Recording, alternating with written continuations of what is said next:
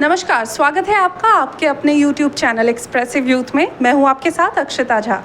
तो आज हम एपिसोड दूसरे की शुरुआत कर रहे हैं, जहां आज हम आए हैं डॉक्टर लिंकन वर्मा से मिलने, जो कि एक साइकेट्रिस्ट हैं, और उनसे हम जानेंगे क्योंकि अभी हाल ही में एक बड़ी खबर आई थी चाइना से, जहां पर एक नए बीमारी का पता लगाया गया है जो है लव ब्रेन। तो हम उनसे समझेंगे कि लव ब्रेन क्या है, कैसे आप ये जान सकते हैं कि ये लव ब्रेन है, और आप लोग ज़रूर देखकर मुझे बताइएगा कि आप में से कितने लोग ऐसे हैं जो अभी इस बीमारी से जूझ रहे हैं और आपको ये अभी तक पता ही नहीं था कि ऐसा कुछ बीमारी है या इस तरीके की कुछ चीज़ें होती है।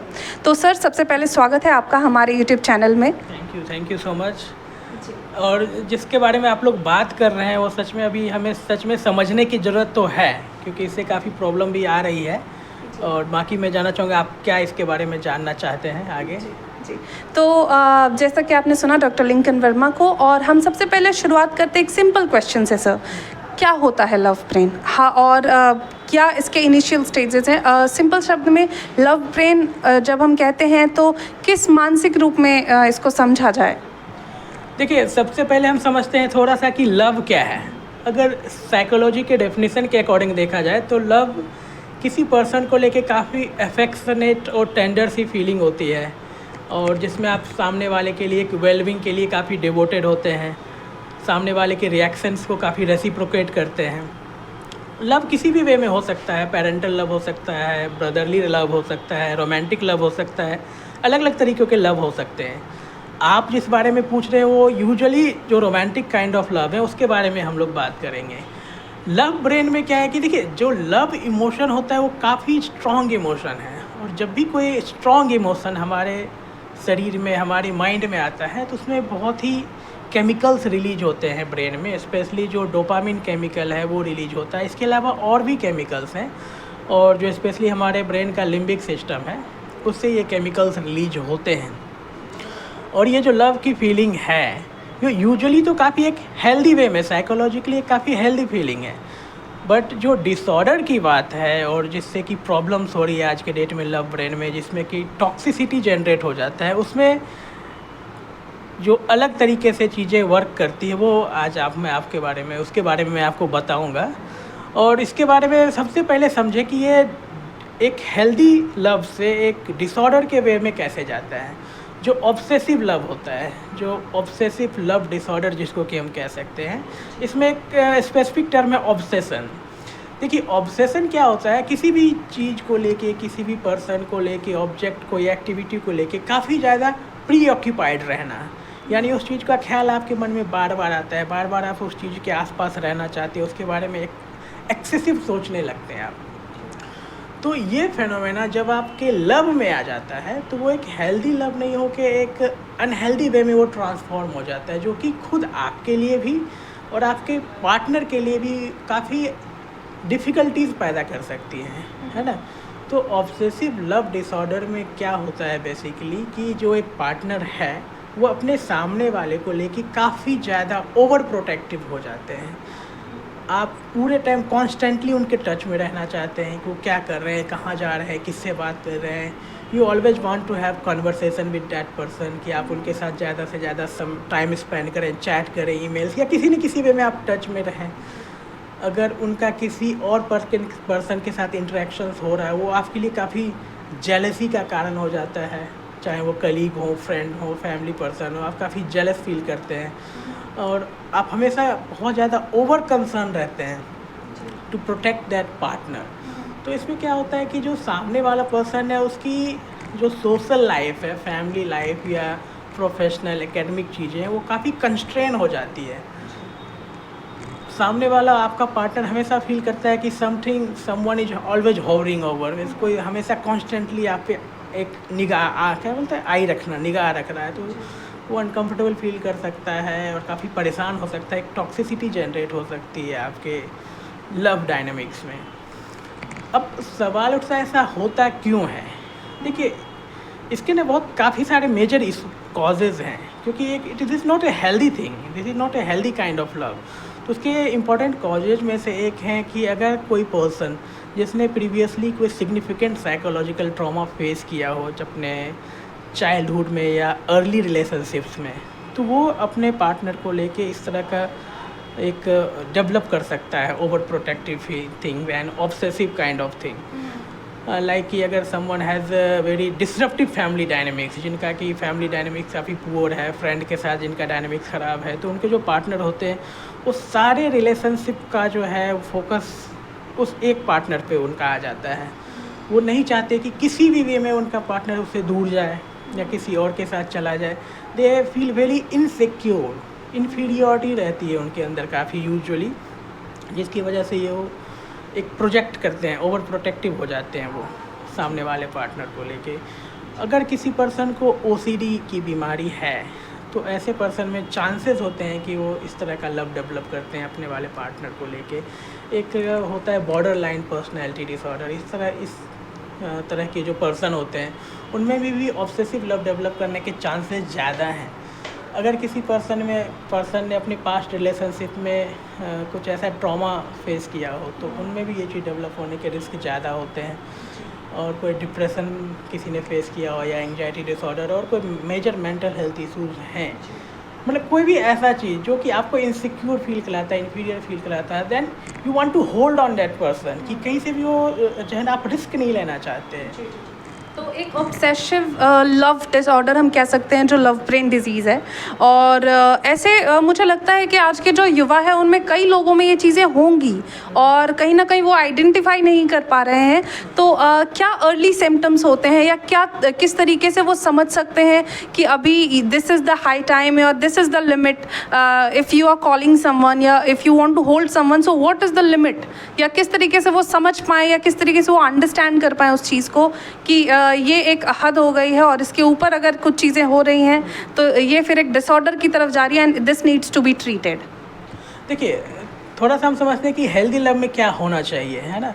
हेल्दी लव में एक compassion and passionate love and commitment, ये चीज़ें एक हेल्दी वे में होती है, जिसमें कि आप या आपके पार्टनर अगर साथ में हो, they want to grow together, आप हैप्पी फील करते हैं, आप टुगेदर ग्रो करते हैं, एक दूसरे को सपोर्ट सिस्टम बनते हैं, that's a healthy love. But obsessive love तब प्रॉब्लमेटिक हो जाता है जब अगर आपको लग रहा है कि इसकी वजह से जो आपके लाइफ के बाकी डोमेन्स हैं, सपोज मान लीजिए किसी पर्सन को ऑब्सेसिव लव है अपने पार्टनर को लेके, तो फॉर दैट पर्सन जैसे कि ये प्रॉब्लम है, उसकी लाइफ में भी प्रॉब्लम्स होगी। क्या प्रॉब्लम्स होंगी? तो उसके जो बाकी चीज़ें हैं जैसे कि बाकी फैमिली मेम्बर, फ्रेंड्स या बाकी कलीग्स, उन सब के साथ वो कट ऑफ होता जाएगा। उसका पूरा का पूरा फोकस सिर्फ अपने पार्टनर की ओर रहेगा। उसके जो बाकी जो डोमेन्स के जो परफॉर्मेंस है, लाइक एकेडमिक परफॉर्मेंस या जॉब रिलेटेड परफॉर्मेंस या सोशल एक्टिविटीज़ में जो इन्वॉल्वमेंट होता है, वो चीज़ें कट होते जाएगी, है ना। वहाँ पे जो अगर बाकी डोमेन्स में भी प्रॉब्लम्स आ रही है, अगर ऐसा लग रहा है कि जो पार्टनर के प्रति जो उसका लव है, उस चीज़ ने बाकी सारी चीज़ों के ऊपर डोमिनेट कर लिया है, देन इट्स हाई टाइम कि आप ऑब्सेसिव लव से मतलब कि पीड़ित हो, है ना। और इसमें क्या होता है कि आपको ये हमेशा ध्यान रखना चाहिए कि क्या बाकी डोमेन्स का स्ट्रेस जो ऑब्सेसिव लव की वजह से जो स्ट्रेस हो रहा है, क्या वो बाकी चीज़ों को अफेक्ट कर रहा है, बाकी चीज़ों की चीज़ें ख़राब हो रही है, सिर्फ एक ही डोमेन में आप फोकस होते जा रहे हैं। आपका जो है नींद, स्लीप डिस्टर्बेंस हो सकता है, आपके जो एपेटाइट हैं वो डिस्टर्ब हो सकता है, रूटीन की चीज़ें हैं वो डिस्टर्ब हो सकता है। ये सारी चीज़ें ख़राब होते जाएगी। आपकी थिंकिंग जो है मोस्ट ऑफ द टाइम सिर्फ पार्टनर और उससे रिलेटेड चीज़ों को लेके होंगी। तो अगर ऐसा कुछ हो रहा है तो डेफिनेटली उस पर्सन को अलर्ट होना चाहिए और उसके पार्टनर को भी अलर्ट होना चाहिए कि या तो उस चीज़ को एक सही डायरेक्शन में ले जाए, ठीक करें, या you have to find some way. जैसे सर एक और चीज़ आजकल बहुत कॉमन है, जैसे लोग कहते हैं कि when you are in love, तो बहुत लोग ऐसे हैं जो सेक्स एडिक्ट भी हो जाते हैं। तो क्या वो भी एक लव ब्रेन का टाइप है या एक एक्सेसिव ऑब्सेसिव लव का एक टाइप है, या क्या समझते हैं आप? देखिए, जैसा कि आपने सेक्स एडिक्ट का बोला, तो ये कुछ ऐसे एडिक्शंस हैं। एक होता है सब्सटेंस एडिक्शन, जैसे कि अल्कोहल हो गया, सिगरेट हो गया, या अभी के डेट में जैसे स्मैक, हीरोइन, ये सब चीज़ें। दूसरी होती है बिहेवियरल एडिक्शन। बिहेवियरल एडिक्शन के कैटेगरी में आता है जैसे आपका इंटरनेट गेमिंग, है ना, एक्सेसिव मोबाइल यूज करना, मोबाइल गेम्स खेलना, पॉर्न एडिक्शन, सेक्स एडिक्शन, ये सब बिहेवियरल एडिक्शन के हैं। तो इन सब के जो भी सिम्टम्स होते हैं वो सब्सटेंस यूज के सिम्टम्स से मैच करते हैं। जो ब्रेन के केमिकल्स में चेंजेज होते हैं इसमें भी वैसे ही होते हैं। जो विड्रॉल सिम्टम्स आते हैं वो भी ऐसे ही होते हैं। तो ये थोड़ा सा एक डेलिकेट लाइन है कि कब आप कहोगे कि नहीं this is normal phenomena and this is addiction, क्योंकि उसमें ना जैसे कि कोई सब्सटेंस ले रहा है, अल्कोहल ले रहा है, तो यू क्लियरली सी इट कि हाँ ऐसा ये कर रहा है, उसके सिम्टम्स आते हैं, उससे मेडिकल चेंजेज आएंगे, इन्वेस्टिगेशन में कुछ चेंजेज आएंगे, बट ये जो बिहेवियर होता है उसमें एक क्लियर कट लाइन नहीं पता चलता है। कई बार पेशेंट आते हैं जिनमें ये चीज़ें इतनी बढ़ जाती है कि वो खुद भी इस चीज़ को रियलाइज़ करने लगते हैं, उसकी वजह से उनकी सारी चीज़ें ख़राब होने लगती है।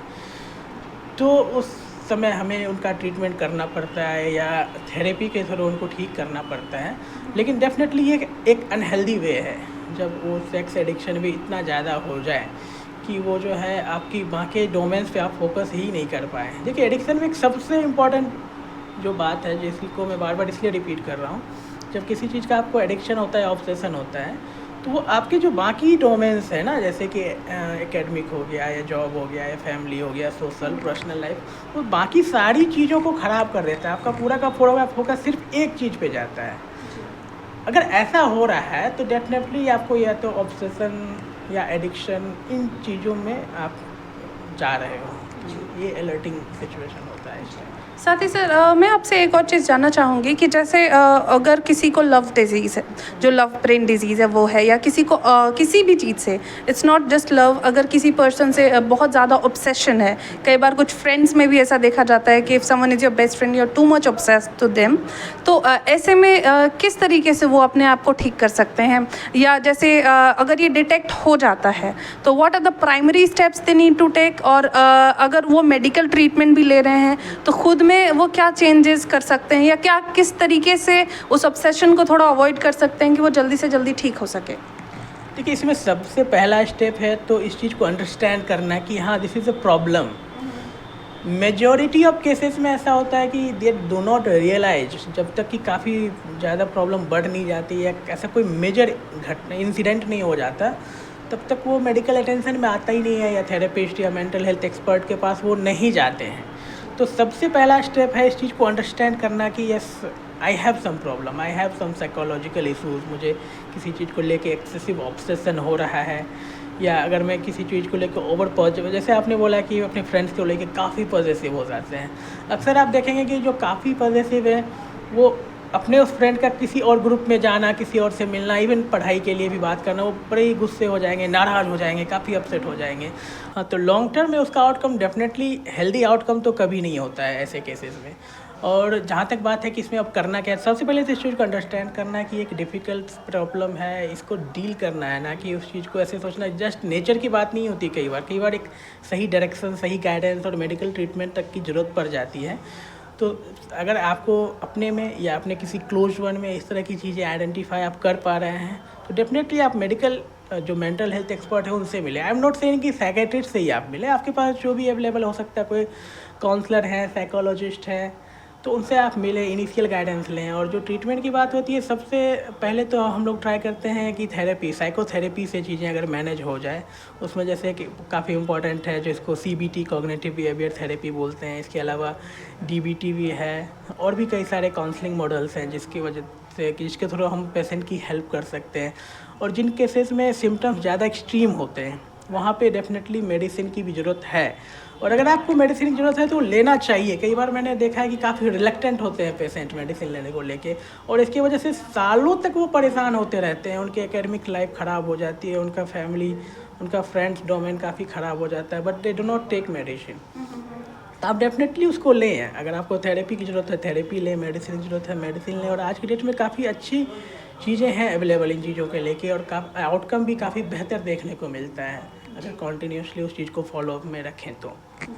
साथ ही एक आखिरी मैसेज मैं आपसे जानना चाहूँगी, क्योंकि मेंटल हेल्थ एक बड़ा इशू है, और इंडिया में मुझे लगता है जो यूथ है, इवन जो बड़े लोग हैं जो who are not youth right now, जो अर्ली एज में भी हैं या फिर जो पोस्ट एजेस में भी हैं, उन लोगों को भी ये परेशानी होती है। पर जो यूथ है उनमें सबसे ज़्यादा ये परेशानी देखी जाती है, और ये ऑब्ज़र्व किया गया है, क्योंकि बहुत चीज़ें होती हैं, उनकी जो जॉब लाइफ होती है या पर्सनल लाइफ के इश्यूज़ होते हैं, फैमिली इश्यूज़ होते हैं, कहीं ना कहीं उनको उनको एक एंग्जाइटी, एंगर इश्यूज ऐसे या किसी भी चीज़ को लेकर जो ट्रॉमेटाइज होते हैं, वो एक बड़ा इम्पैक्ट डालता है और फिर भी कोई मेंटल हेल्थ पे बात नहीं करना चाहता है। तो एक मैसेज जो आप देना चाहते हैं इंडियन यूथ को। देखिए, ये तो बात आपने बिल्कुल सही कही कि मेंटल हेल्थ पे बात करना काफ़ी कम है यहाँ पे, काफ़ी टैबू के तौर पे इसको देखा जाता है, क्योंकि यूजुअली आप ये कह सकते हो कि हाँ मैंने फिजिशियन से या कार्डियोलॉजिस्ट से अपना ट्रीटमेंट कराया, बट ये कहना है कि मैं साइकेट्रिस्ट से ट्रीटमेंट करा रहा हूँ, ये यूजुअली लोग फेस नहीं करते, इस चीज़ को एक्सेप्ट नहीं करते हैं। और इसकी वजह से सबसे बड़ी प्रॉब्लम ये होती है कि मैं क्लिनिक में ऐसा पेशेंट देखता हूँ जो काफ़ी समय से इन चीज़ों की वजह से अपना पर्सनल लाइफ काफ़ी ख़राब कर चुके होते हैं, but they do not share to parents और फ्रेंड्स और they do not come to any psychiatrist. तो मैं अभी के युवा से डेफिनेटली युवा में इसलिए होता है क्योंकि वो बहुत सारे चेंजेस से गुजर रहे थे, उनकी एकेडमिक्स है, जॉब लाइफ है, रिलेशनशिप इशूज़ हैं, नई नई शादियाँ हो रही है, काफ़ी सारे चीज़ें चेंजेज हो रहे होते हैं, इसलिए उनमें मेंटल हेल्थ प्रॉब्लम होने की संभावना भी ज़्यादा होती है। बट मैं यही कहना चाह रहा हूँ कि अगर आपको इस तरह की कोई भी प्रॉब्लम हो रही है तो आप डेफिनेटली इस पर बात करें, talk to your friend, talk to your parents. अगर आप वहाँ कंफर्टेबल फील नहीं कर पा रहे हैं तो काउंसलर से बात करें। आजकल तो ऑनलाइन भी अवेलेबल हो जाते हैं, इट्स नॉट दैट कि आपको फिजिकली वहाँ पे जाना है काफ़ी दूर, आप ऑनलाइन टेलीफोनिक भी एडवाइस ले सकते हैं, बट टेक हेल्प लेने में आप कभी हेजिटेट मत करो। अगर आपको लग रहा है कि यू आर नॉट अंडरस्टैंडिंग कि क्या प्रॉब्लम है, आप हेल्प लें, आप सही डायरेक्शन में जाएं। और अभी के समय में मैं सही बता रहा हूँ कि बहुत सारी मेंटल हेल्थ इश्यूज ऐसे हैं जिनका काफ़ी अच्छे से ट्रीटमेंट किया जा सकता है, मैनेज हो सकता है। पहले की तरह नहीं है कि पहले ऐसा सोचते थे कि साइकियाट्रिस्ट के पास जाएंगे, वो बस नींद की दवाई दे देंगे, सेडेटिव दे देंगे। It's not like that at present. तो अगर आप सही से फॉलोअप करते हैं, ट्रीटमेंट लेते हैं, तो बहुत अच्छे आउटकम है और आप अपनी लाइफ को बहुत अच्छे से जी सकते हैं इन चीज़ों से फ्री होके। जी, बहुत धन्यवाद आपका सर। तो ये थे डॉक्टर लिंकन वर्मा, जिनसे हमने जाना कि लव ब्रेन क्या है, मेंटल हेल्थ को किस तरीके से हम बेहतर कर सकते हैं। साथ ही हमने ये भी जाना कि आज के युवाओं के लिए कम्युनिकेट करना, बातें करना कितना ज़रूरी है अगर आप किसी भी मेंटल हेल्थ इश्यूज से बचना चाहते हैं। और उन्होंने ये भी सजेस्ट किया कि हर मेंटल हेल्थ इशू पागलपन नहीं होती है, तो इसके लिए आपको अगर छोटी बड़ी कोई भी दिक्कत हो तो कंसल्टेंट से मिले, साइकेट्रिस्ट से मिले। तो इस वीडियो में फ़िलहाल इतना ही, अगली वीडियो में आपसे फिर होगी मुलाकात। तब तक के लिए नमस्कार।